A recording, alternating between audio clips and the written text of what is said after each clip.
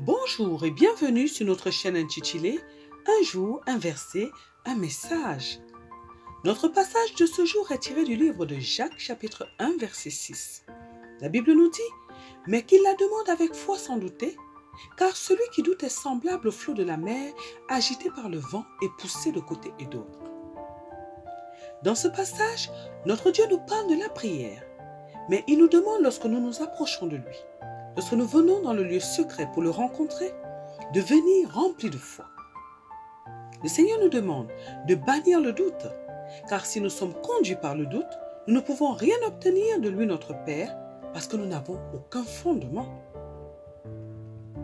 La parole de Dieu nous dit que lorsque nous nous approchons de Dieu, nous devons croire qu'il existe et que c'est lui qui peut récompenser notre foi. Et la Bible nous dit encore que si nous nous approchons de Dieu sans la foi, nous ne pouvons pas lui être agréables. Nous comprenons donc l'importance de la foi dans tout ce que nous faisons en tant qu'enfants de Dieu. Aussi, même lorsque nous décidons d'aller rencontrer notre Dieu dans le lieu secret, nous devons nous assurer que nous sommes remplis de la foi. Nous devons nous assurer que nous sommes remplis d'espoir, que nous croyons que Dieu est capable de résoudre notre problème. Dans un premier temps, nous devons nous assurer que nous avons reçu une parole de la part de notre Dieu, car notre foi s'appuie sur la parole que Dieu a relâchée. C'est pourquoi, lorsque nous sommes dans une situation compliquée, nous devons chercher à avoir une parole de la part de Dieu. Nous devons nous demander ce que Dieu nous dit concernant la situation que nous traversons. Et c'est cette parole qui sera notre appui. C'est en elle que nous allons placer notre espérance. Mais ce que nous devons retenir ici, c'est que nous devons nous battre pour avoir la foi avant de nous présenter devant notre Dieu. Nous devons nous battre tous les jours pour conserver notre foi et même pour la faire grandir, pour espérer obtenir quelque chose de notre Dieu. Mais ce que nous devons retenir, c'est que nous devons nous battre pour avoir la foi avant de nous présenter devant notre Dieu. Nous devons nous battre tous les jours pour conserver notre foi et même la faire grandir pour espérer obtenir quelque chose de notre Dieu. Notre Dieu nous invite à venir dans sa présence. Il nous dit qu'il est là pour nous, mais il nous dit de ne pas douter de lui. Le doute est le fait de ne pas croire. C'est le fait de ne pas nous appuyer sur un fondement. Nous avons dit que la foi s'appuie sur la parole de Dieu. Et d'ailleurs, pour faire grandir notre foi, nous devons être remplis de la parole de Dieu, mais la parole révélée, la parole décodée, la vérité qui est cachée derrière la parole de Dieu. C'est elle qui doit être notre appui. Mais au contraire, celui qui doute ne s'appuie sur rien. C'est comme une personne qui marche sans équilibre, sans force sur ses jambes et qui n'a pas de béquille pour la soutenir et qui, lorsqu'on la pousse, tombe facilement parce qu'elle ne s'appuie sur rien.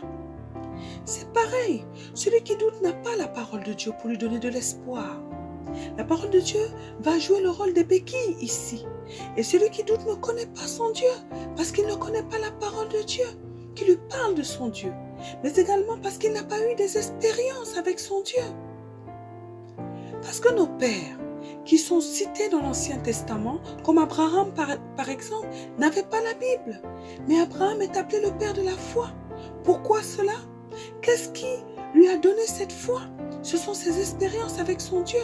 C'est sa marche avec son Dieu qui a permis de faire grandir sa foi.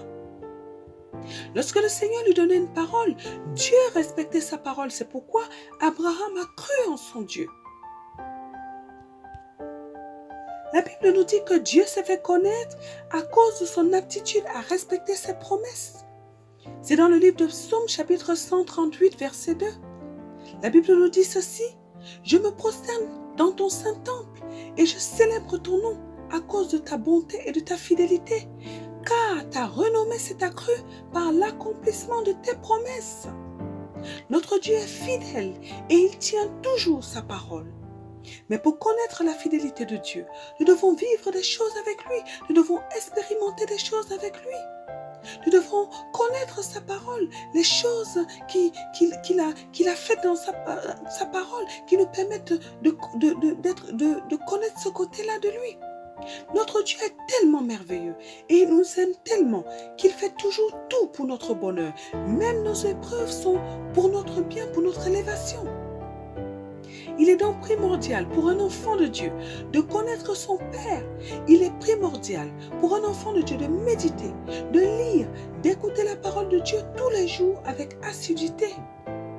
De même, nous devons chercher Dieu tout le temps afin de mieux le découvrir et afin de mieux croire en lui. Le doute est un grand problème pour un enfant de Dieu parce qu'il prive l'enfant de Dieu de son droit. Et le doute est une arme que notre ennemi utilise pour empêcher les enfants de Dieu d'entrer dans leurs promesses. Nous devons savoir que notre ennemi peut nous injecter le doute, comme il peut nous injecter la peur. C'est une capacité qu'il a. Et notre seul refuge est notre Seigneur Jésus-Christ, notre Dieu.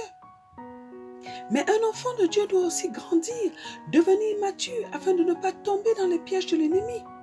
Et lorsque nous avons pris notre baptême, après avoir accepté notre Seigneur Jésus-Christ comme notre Seigneur et Sauveur, le Saint-Esprit nous prend en main et il nous amène dans le processus de transformation. C'est dans ce processus de transformation que nous allons passer par le feu, que le Saint-Esprit va nous former en nous faisant passer par des situations difficiles qui vont nous permettre de mieux connaître notre Dieu. En effet, lorsque nous passons par une situation difficile et que notre Dieu vient à notre secours, nous nous disons alors, ah, mon Dieu est là, il m'aime, il prend soin de moi. Et ce sont ces situations, c'est cette formation qui va aboutir à une réelle transformation, qui va faire de nous des personnes matures plus tard et qui va enlever ce doute dans notre cœur. Cela veut donc dire qu'une personne qui doute n'a pas commencé le processus de transformation, ou bien que cette personne est encore dans ce processus de transformation. Nous devons savoir que nous pouvons douter dans un domaine et pas dans un autre. Tout dépend de la connaissance que nous avons concernant Dieu dans chacun des domaines.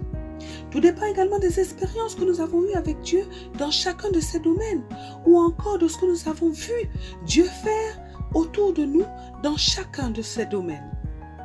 Car le fait que Dieu guérisse par exemple une personne de notre entourage du cancer peut nous aider à avoir la foi en Dieu dans le domaine de la guérison. Nous devons donc faire notre bilan aujourd'hui concernant nos doutes. Dans quel domaine est-ce que nous doutons encore de Dieu? Dans quel domaine est-ce que nous ne sommes pas sûrs que Dieu est capable d'agir en notre faveur? Et en identifiant nos failles, nous pouvons travailler pour les effacer. Dans notre vie, nous devons avoir un appui sûr, sinon lorsque la tempête viendra, elle va nous emporter. Dieu est le meilleur des appuis, mais nous devons comprendre que lorsque nous décidons de cheminer avec notre Dieu, nous avons des efforts à fournir.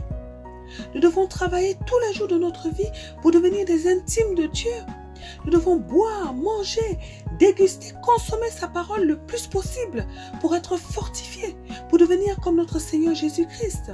Car la parole de Dieu, c'est Jésus-Christ fait chair.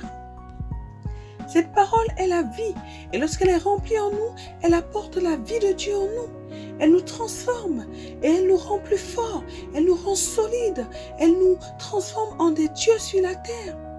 La connaissance de la vérité de la parole de Dieu brise les barrières dans nos vies, elle nous libère, elle nous affranchit. Notre Dieu dans ce texte nous dit que nous pouvons nous approcher de lui dans le lieu secret, mais il nous dit que nous devons avoir la foi. Nous devons écarter le doute. Nous devons devenir des enfants qui connaissent leur Dieu et qui ont une confiance en sa fidélité. Mon frère, ma sœur, si tu te rends compte à travers ce message que tu doutes de ton Dieu dans un domaine, décide aujourd'hui de t'attacher à sa parole. Décide aujourd'hui de chercher Dieu de tout ton cœur, car il nous a dit que si nous le cherchons de tout notre cœur, il se laissera trouver par nous. Oui, c'est un combat, mais cela en vaut la peine. Une chose qui est très importante dans la vie d'un enfant de Dieu et qui joue énormément pour qu'il ait de l'assurance, c'est le fait d'avoir un père ou une mère dans la foi. Lorsque nous avons une personne qui nous suit spirituellement, qui nous nourrit et qui nous parle de son témoignage, de ses expériences avec Dieu, lorsque nous voyons son assurance envers Dieu, tout cela va jouer dans notre vie et dans notre cœur. Plusieurs enfants de Dieu donnent leur vie à Dieu, mais ils n'ont pas une personne qui les suit sur leur chemin spirituel. C'est très dangereux, parce que notre transformation en tant qu'enfant de Dieu passe également par notre père ou par notre mère dans la foi. Ce sont des personnes que Dieu va utiliser pour nous faire grandir. Ce sont des personnes que Dieu va utiliser pour nous aider à savoir qui nous sommes. Ce sont des personnes qui vont nous orienter selon notre mission, selon le travail que Dieu a prévu que nous fassions pour lui sur la terre. C'est très important d'avoir un père ou une mère dans la foi. C'est un grand gain pour un enfant de Dieu.